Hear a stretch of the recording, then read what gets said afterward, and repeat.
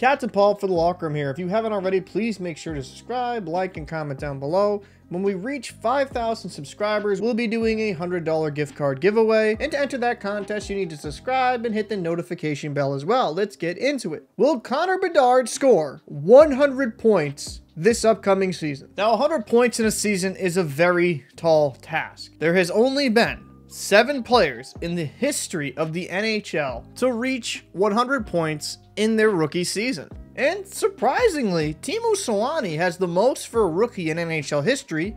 In 84 games played, 76 goals, 56 assists for 132 points. But on this list of 1 through 7, Teemu Selanne, Peter Stastny, Alexander Ovechkin, Dale Hawerchuk, Sidney Crosby, Joe Janot, and Mario Lemieux. That is an impressive list of players to be on. Now, a notable omission on this list is Wayne Gretzky. Because of his first year playing professional hockey in the WHA, he had 104 points in 72 games played, but due to him being in the WHA, they don't really count him in the record book. So when the Edmonton Oilers moved over to the NHL, they didn't consider that a rookie season. So if I'm being fair, technically Gretzky in the first year in NHL had 137 points with 51 goals and 86 assists, but due to technicalities, he's not on this list. But getting back to the point, can Connor Bedard reach these heights? Last season in 57 games played for the Regina Pats, 71 goals, 72 assists for 143 points. He was taken first overall by the Chicago Blackhawks, and he is looked at as a generational type of player. So for this video, let me compare Sidney Crosby in his junior career compared to Connor Bedard.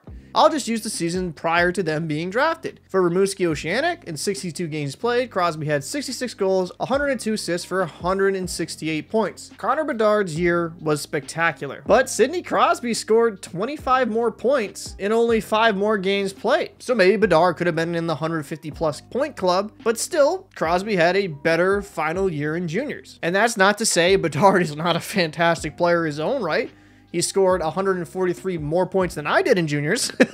So I'm not knocking that whatsoever. But looking at the history of this great league, scoring 100 points is very, very difficult. And I'm not saying that those junior numbers indicate he won't do it, but the last players to do it in their rookie season were Sidney Crosby and Alexander Ovechkin. Connor McDavid got dinged up in his first year, but in 45 games played, he had 16 goals, 32 assists for 48 points. This is the same player that had 153 last season, and I wouldn't be surprised if he hits that again. It is very, very difficult to be a 1 point per game player in the NHL, never mind scoring 100. Because 48 points in 45 games is a spectacular rookie season, but at that point per game pace, he wouldn't have hit 100. And let's also not forget the roster in which Connor Bedard is going to. The Blackhawks weren't good. That's why they were picked first overall.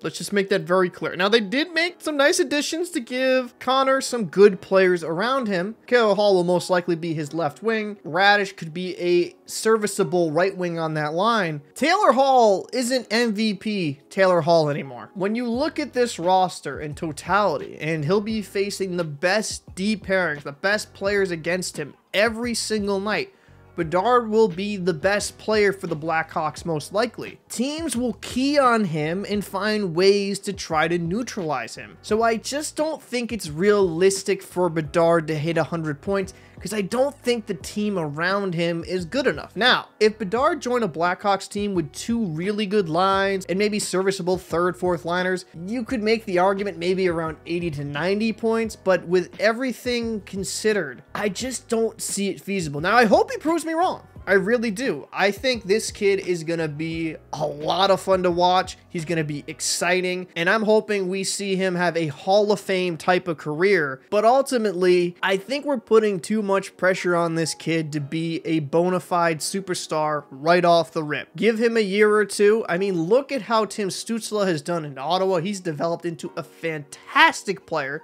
and Bedard is considered to have a higher ceiling than him. So let's just give it time.